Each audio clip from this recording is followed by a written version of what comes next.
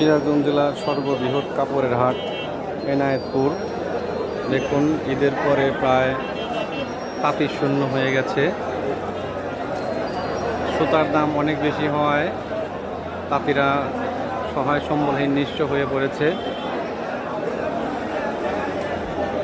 এভাবে চলতে থাকলে হয়তো তাঁতিদের আর খুঁজে পাওয়া যাবে না।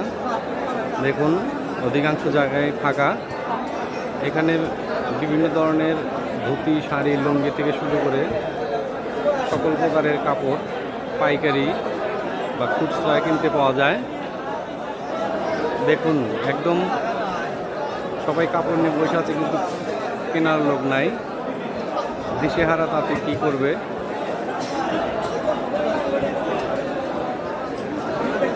যাদের সস্তায় কাপড় নেওয়ার ইচ্ছা তারা অতি সত্ত্বর এনায়েতপুর হাটে চলে আসুন। ধন্যবাদ।